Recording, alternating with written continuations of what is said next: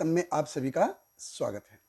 तो हम आ गए हैं भगवत गीता अध्याय 15 श्लोक क्रमांक 4। तो पिछले श्लोक में हमने देखा किस प्रकार भगवान ने कहा कि इस भौतिक जगत का जो आदि है, मध्य है, अंत है, इसका आकलन अपनी बुद्धि से करना ये संभव ही नहीं है, पॉसिबल नहीं है। इसके लिए क्या होना चाहिए? इसके लिए वैराग्य होना चाहिए। तो सबसे पहले इसके लिए वैराग्य होना चाहिए। अश्वत्थम एनम विरूढ़ मूलम असंग शस्त्रेण दृढ़ेण छित्वा। ये जो तलवार चाहिए किसकी? वैराग्य की। और ये वैराग्य कैसे आएगा? ये आएगा ज्ञान से। और ज्ञान कहाँ से आएगा?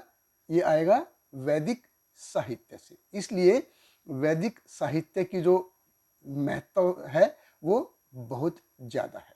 तो इसी चीज को भगवान इस श्लोक में कंटिन्यू कर रहे हैं।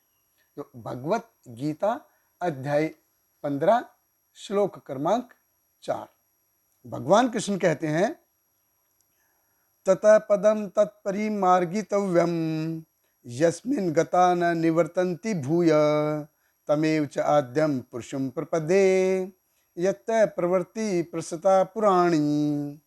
भगवान कृष्ण कहते हैं, तत्पश्चात उसे ऐसे स्थान की खोज करनी चाहिए जहां जाकर लौटना ना पड़े और जहां उस भगवान की शरण ग्रहण कर ली जाए जिससे अनादिकाल से प्रत्येक वस्तु का सूत्रपात तथा विस्तार होता आया है। देखिए, हम देखते हैं कि इस जीवन में हम भौतिक प्रकृति के पास, वो तो हम हैं ही, लेकिन हम इससे बहुत ज़्यादा आसक्त हो जाते हैं। और यहाँ भौतिक जगत में आके कर्मों की श्रृंखला है और गुणों का जो प्रभाव है, इनके प्रति हमारी आसक्ति बहुत ज़्यादा बढ़ जाती है। हम अपनी आसक्ति को इनके प्रति बहुत ज़्यादा बढ़ा लेते हैं।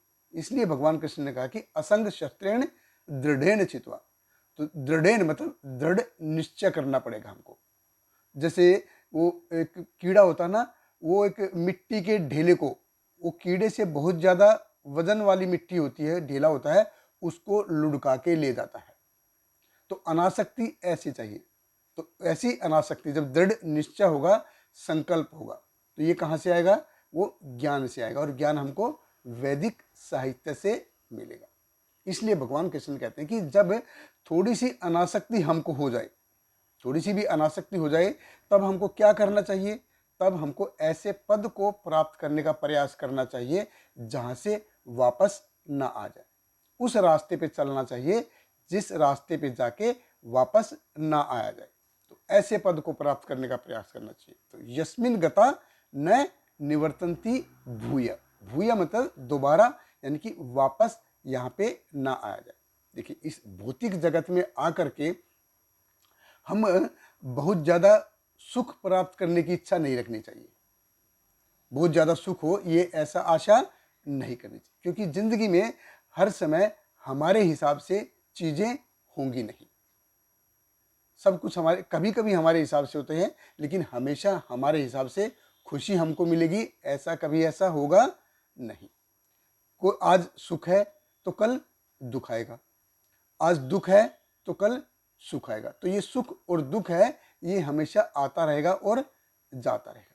कोई आज अगर डबल पीएचडी भी है या किसी यूनिवर्सिटी का डीन भी है, तो उसको अगला जब जन्म मिलेगा तो उसको फिर से ऊपर पंखा चलता है, नीचे बेबी सोता है, या जोनी जोनी यस पापा, इससे ही हमको शुरुआत करनी पड़ेगी। अगर बहुत भाग्यशाली हुआ तो, यानी कि दोबारा मनुष्य जन्म मिला तो हमको ऐसे पद पे जाने का प्रयास करना चाहिए, यस्मिन गता न निवर्तन्ति भूय, कि वापस यहाँ पे आना ना पड़ो। ऐसा पद कैसा? ये ब्रह्म के पद को प्राप्त करने का प्रयास करना चाहिए। ये जो भौतिक शरीर है, जो पंच महाभूत से बना है, और सूक्ष्म शरीर है जो मन बुद्धि और अहंकार है, इसको त्यागने का प्रयास करना चाहिए। तो उसके लिए क्या करना चाहिए? तमेव च आद्यम पुरुषम परपदे, को किसकी शरण लेनी पड़ेगी? तो किसकी शरण लेनी पड़ेगी? परम पुरुष भगवान कृष्ण की शरण लेनी चाहिए। यत् प्रवृत्ति प्रसता पुराणी, कि जहाँ से सारी चीज़ों की शुरुआत होती है। इसलिए जो सब चीज़ों की जो शुरुआत है, चाहे वो भौतिक जगत हो चाहे आध्यात्मिक जगत हो, सबकी शुरुआत भगवान कृष्ण से होती है और वापस उन्हीं में जाके सब कुछ मिल जाता है। ये है परम पदम। तो भगवान जो कृष्ण है ये परम पदम है। तो हमको वहां पहुंचने का प्रयास करना चाहिए जहां से जाके वापस इस भौतिक जगत में न आना पड़े। असल में यही हमारे जीवन का लक्ष्य होना चाहिए। बहुत बहुत धन्यवाद। हरे कृष्ण। श्रील प्रभुपाद की जय। Hare Krishna, Krishna Krishna, Hare Hare, Hare Rama, Rama Rama, Hare Hare.